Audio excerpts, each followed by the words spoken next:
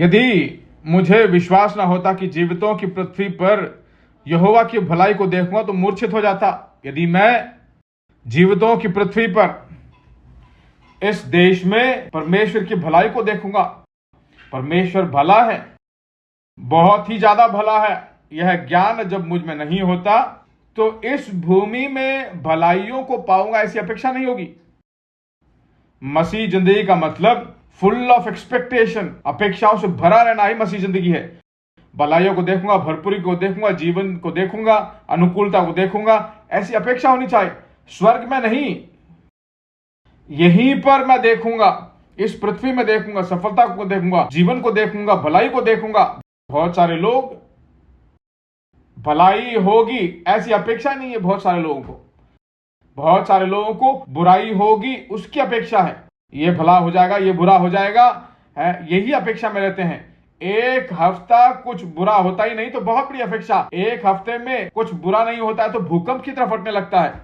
एक हफ्ता अच्छा चल रहा है तो क्या आकर, क्या फटकर, क्या विपत्ति आने वाली है, क्योंकि बुराई की अपेक्षा में है। अगर बुराई होते रहे तो भलाई होती रहे तो कुछ गलत है उनको। कहता हूं बुद्धि को बदलना चाहिए। बुराई हो रही है तो अबनॉर्मल हो रहा है, असामान्य रूप से हो रहा है। परमेश्वर भला है, हमारी जिंदगी में भलाई करना चाहता है, भरपूरी को करना चाहता है। हमारे जिंदगी में कोई बुराई उसने तैयार नहीं किया है। बुराई हो रही है तो मेरी जिंदगी में नहीं होना चाहिए, परिवार में नहीं होना चाहिए, बच्चों की जिंदगी में नहीं होना चाहिए, उसका विरोध करना चाहिए। बुराई होनी नहीं चाहिए, क्योंकि परमेश्वर भला है और यह भला परमेश्वर जिसने मेरे लिए सब कुछ तैयार किया है, सब भला है। हाथ उठा करके हैं, मैं जीवितों की पृथ्वी पर यहोवा मेरे लिए जो भलाइयां तैयार की हैं, सभी भलाइयों को मैं देखूंगा, अनुभव करूंगा और उसको बांट कर दूंगा, ऐसा विश्वास करता हूं। आमीन, आमीन। यहीं पर इसी पृथ्वी में मैं देखूंगा, अनुभव करूंगा, जीऊंगा, ऐसी अपेक्षा होनी चाहिए। ओरल रॉबर्ट्स जो है ऐसे नजरिया में प्रचार करते थे। हर एक प्रचार को करने से पहले, हर क्रूसेड को स्टार्ट करने से पहले पहला शब्द जो बोलते थे, God is good, something good is going to happen to you today. परमेश्वर भला है, आज कुछ भलाई आपकी जिंदगी में होने वाली है। बहुत सारे लोग बोलते हैं ये से कैसे बोल सकते हैं, कोई भलाई कैसे, कुछ बुराई होने वाली है, ये कलयुग है, कुछ भी बुरा हो सकता है, कुछ को कुछ मालूम नहीं क्या होगा। तो बोलते हैं कि बिल्कुल प्राकृतिक बात कर रहे हैं भाई, बुराई होगा, बहुत बुरी दुनिया है, बाहर जाने से क्या भला बुरा होता है, ऐसा बोले तो बोलते हैं कि बहुत यथार्थ बोलते हैं।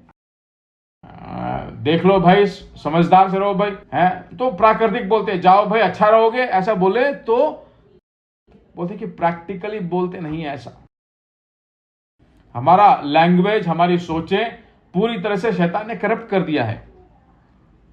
कुछ भलाई होने वाला है, जाते वक्त होगा, आते वक्त होगा। इसलिए बाइबल में बताया गया कि तुम जाते वक्त भी आशीष रहोगे, आते वक्त भी आशीष रहोगे। कहीं जाते हो तो भलाई ही होगा।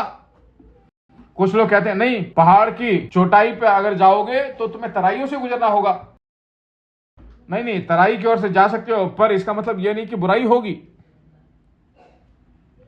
भजन संहिता 23 में कहा गया ना, चाहे मैं घोर अंधकार से भरी हुई तराई से होकर चलूं तो भी हानि से न डरूंगा। क्यों? क्योंकि वह है परमेश्वर की अगुवाई से बढ़कर वो जा रहा है, हानि से डर रहा है। क्यों नहीं डरता वह? क्योंकि परमेश्वर उसके साथ है, भलाई करने वाला लगातार उसके साथ चल रहा है।